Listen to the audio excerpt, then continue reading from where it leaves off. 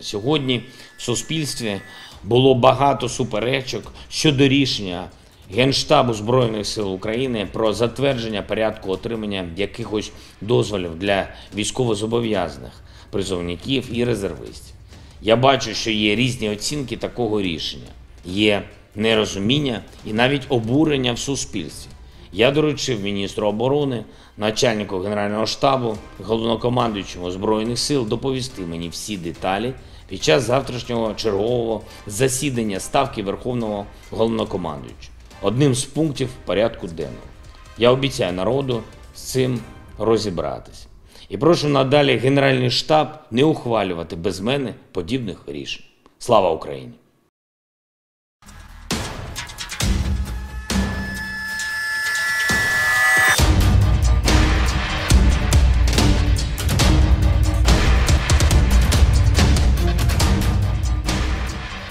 Di tengah gempuran Rusia, militer Ukraina terlihat perselisihan dengan Vladimir Zelensky.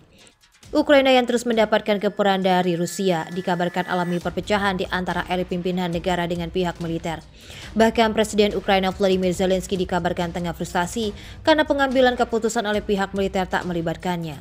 Ya, Presiden Ukraina Vladimir Zelensky menyuarakan rasa frustasi kepada para pemimpin militer setelah mereka menambahkan pembatasan pergerakan personil militer tanpa pasukannya.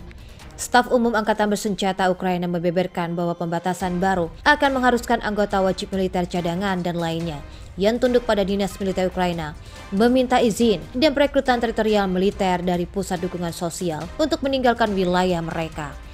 Ketidaksepakatan antara kontas Ukraina jarang terungkap di publik. Dilansir dari Kompas.com, sejak invasi Rusia ke Ukraina, seluruh dunia lebih banyak menyampaikan pujian atas kepemimpinan mereka dalam perlawanan menanggapi serangan ofensif tetangganya yang dimulai lebih dari 4 bulan lalu pada Februari. Tapi keluh kesah Zelensky disampaikan ketika para pembela Ukraina telah melawan balik militer Rusia dengan pertempuran sengit di bagian timur negara itu.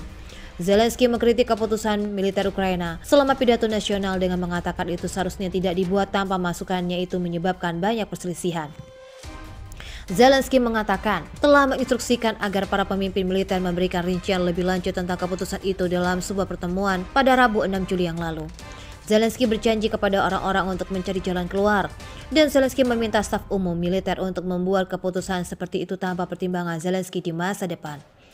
Jenderal Staf Militer Ukraina dilaporkan telah membuat keputusan untuk membuat atau membantu mempersempit jumlah orang yang berpindah-pindah menurut outlet berita Ukraina, The Kyiv Independent.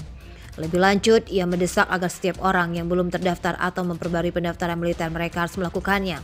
Langkah militer itu disambut dengan kritik dari beberapa orang Ukraina. Beberapa yang turun ke bagian komentar dalam pengumuman di Facebook itu mengungkapkan kekhawatiran bahwa hal tersebut secara tidak adil membatasi kemampuan orang untuk bepergian, dapat membahayakan ekonomi. Pengumuman itu juga dikritik karena secara tidak jelas mengatur tentang pergerakan sejauh mana yang masih akan diperbolehkan di bawah aturan yang baru berlaku. Ketika pemerintah Ukraina berurusan dengan masalah izin perjalanan, tentara terus berjuang untuk menguasai bagian timur Ukraina. Militer Rusia telah membuat beberapa keuntungan baru-baru ini, meskipun berbulan-bulan gagal membuat kemajuan substansif. Pada Selasa 5 Juli lalu, intelijen Inggris mengatakan bahwa penangkapan Lysychansk baru-baru ini oleh Rusia memungkinkan Kremlin mengklaim kemajuan substansif terhadap tujuan langsung perangnya. Presiden Rusia Vladimir Putin mengumumkan invasi pada akhir Februari sebagai operasi militer khusus untuk membebaskan Donbas, wilayah timur Ukraina dengan konsentrasi penutur bahasa Rusia yang relatif tinggi. Para pemimpin dunia telah menyuarakan keprihatinan bahwa Kremlin memiliki pandangan yang jauh melampaui wilayah tersebut.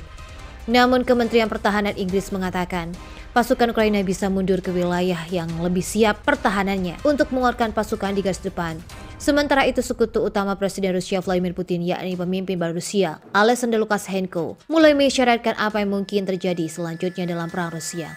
Lukashenko mengklaim akhir pekan ini bahwa dia pikir sudah waktunya bagi Eropa untuk menghadapi pembersihan moral. Rencananya untuk pembersihan di Eropa bertepatan dengan klaim Lukashenko bahwa Ukraina meningkatkan ketegangan dengan Belarus. Pernyataan yang mengkhawatirkan datang hanya beberapa minggu setelah otoritas Belarusia mengumumkan bahwa pemerintah akan membentuk unit militer baru di perbatasan dengan Ukraina.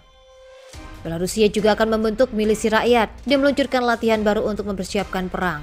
Langkah ini menimbulkan kekhawatiran di kalangan pejabat AS bahwa Putin mungkin terlibat dengan memanfaatkan Lukashenko untuk berakting di Ukraina.